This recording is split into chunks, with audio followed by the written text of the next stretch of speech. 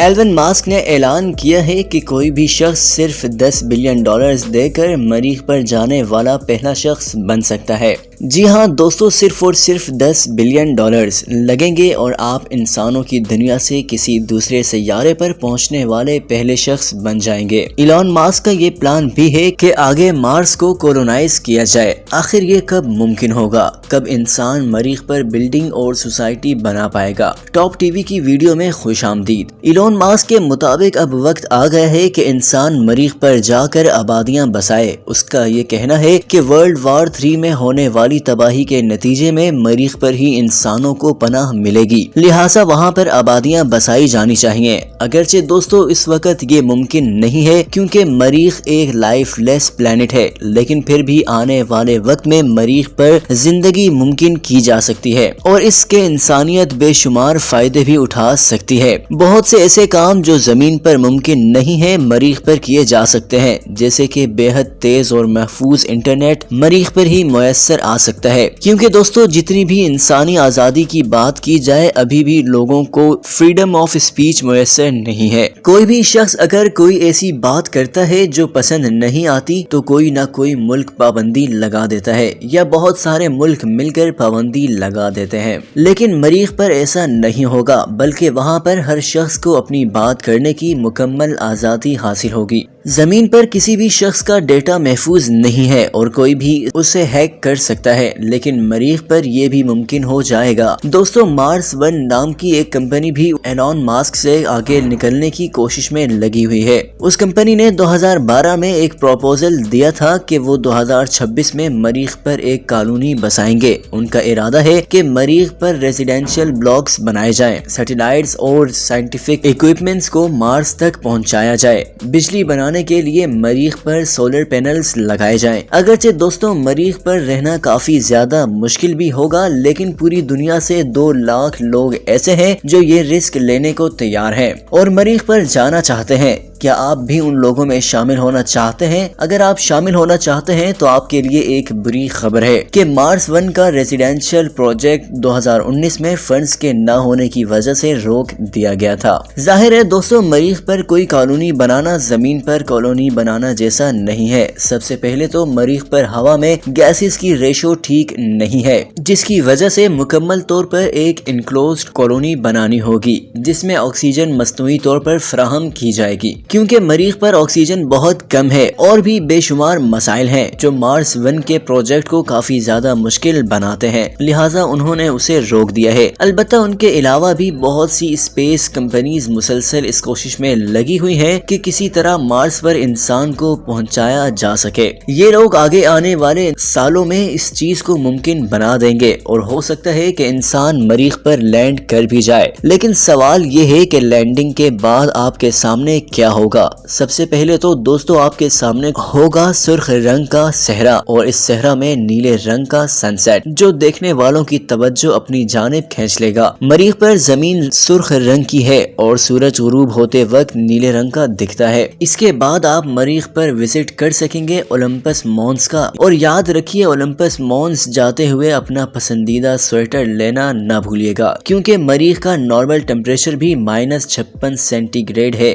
البتہ مریخ کے ایکویٹر یعنی درمیان کے حصے میں ٹیمپریچر کافی کم ہوتا ہے، صرف 35 ڈگری سینٹی گریڈ، لیکن دن کے وقت رات میں یہاں بھی ٹیمپریچر -73 ڈگری سینٹی گریڈ تک گر جاتا ہے۔ ان سب چیزوں کے باوجود بھی سائنسدان اس بات پر زور دیتے ہیں کہ مریخ انسانوں کے لیے ایک بہت بہتر کالونی بن سکتا ہے۔ یہاں پر ہر وہ چیز ہے جو زندگی کے لیے ضروری ہے۔ مریخ پر پانی بھی ہے، یہاں پر نائٹروجن بھی ہے، کاربن اور آکسیجن کاربن ڈائی آکسائیڈ کی شکل میں ہے، لیکن مسئلہ یہ ہے کہ ان کا ریشو بہت خراب ہے، اس لیے انسان یہاں نہیں رہ سکتا۔ مریخ پر کاربن ڈائی آکسائیڈ 97.5% ہے، نائٹروجن 2.2% ہے، جبکہ آکسیجن صرف 0.2% ہے۔ انسان کا یہاں پر رہنا اس ریشو کے ساتھ ممکن نہیں ہے۔ البتہ اگر مریخ کے मौसम को ट्रांसफॉर्म कर लिया जाए तो ये काफी ज्यादा फायदा दे सकता है। अगर साइंसदान किसी तरीके से कार्बन डाइऑक्साइड को सांस लेने के काबिल हवा में बदल देते हैं तो इंसान मरीख पर रहने के काबिल हो जाएगा। इसके हवाले से काफी ज्यादा तजर्बात किए गए हैं, काफी नजरियात बयान किए जाते हैं, जिनमें से 3 काफी काबिल कबूल नजर आते हैं। दोस्तों, पहला तरीका तो ये है कि मरीख के आसपास 200-250 मील की ऊंचाई पर शीशे के लेंस लगाए जाएं। ये लेंस सूरज से आने वाली रोशनी को रिफ्लेक्ट करके आगे भेजेंगे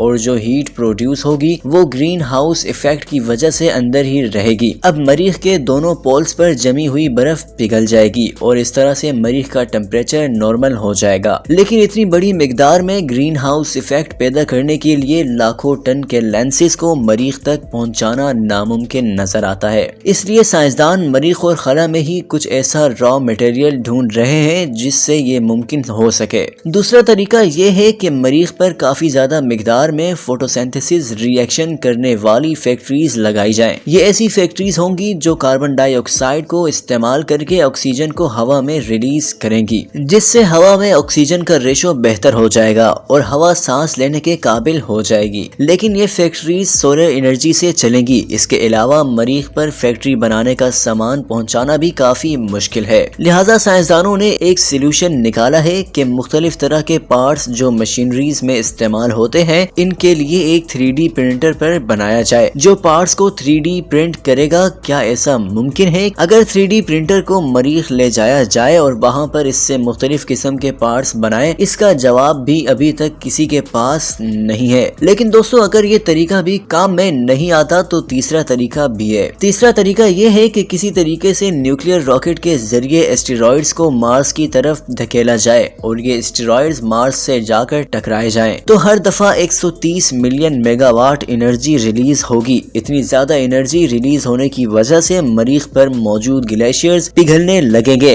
और 1 ट्रिलियन टन पानी बन जाएगा। अगले 50 साल तक ऐसा किया जाए तो मरीख का 25% हिस्सा पानी का हो जाएगा, लिहाजा ये रहने के काबिल बन जाएगा। दोस्तों, मरीख पर रहने के हवाले से काफी ज्यादा टेक्निकल एस्पेक्ट्स पर तो बात कर ही ली है, लेकिन एक मसला है जो सबसे ज्यादा पेश आ सकता है। इसके बारे में सोचा जा रहा है और इसका हल निकालना सबसे ज्यादा जरूरी है। मसला ये है कि मरीख पर लोग एक दूसरे से इंटरेक्ट कैसे करेंगे। पहली बात तो ये है कि आइसोलेशन में रहने की वजह से इंसान काफी ज्यादा तन्हा और दूर रहेंगे। दूसरा ये कि मरीख पर आबाद होने के बाद शुरू में तो शायद इंसान मिलजुल कर रहे, लेकिन फिर किसी भी बात पर लड़ाई होने की वजह से एक दूसरे से दुश्मनी मोल ली जा सकती है और नए नए ट्राइब्स बन सकते हैं, जिसका नतीजा जमीन की तरह मरीख पर भी तबाही निकलेगा। लिहाजा एक्सपर्ट्स का ये कहना है कि मरीख पर बाकायदा गवर्नमेंट्स एस्टेब्लिश की जाएं ताकि लोगों को कंट्रोल में रखा जा सके। लेकिन एक मिनट, लोग तो मरीख पर जाना ही इसलिए चाहते हैं ताकि वो जमीन पर मौजूद हुकूमतों से आजाद हो सकें। अगर वहाँ भी लोगों के सर पर गवर्नमेंट्स को ही मुसल्लत कर दिया जाए तो फिर मरीख पर जाना कौन पसंद करेगा? इस सवाल का जवाब आप हमें कमेंट सेक्शन में जरूर दीजिएगा। हमारी वीडियो को लाइक कीजिए और अगर आपको वीडियो पसंद आई हो तो चैनल को सब्सक्राइब भी कीजिएगा।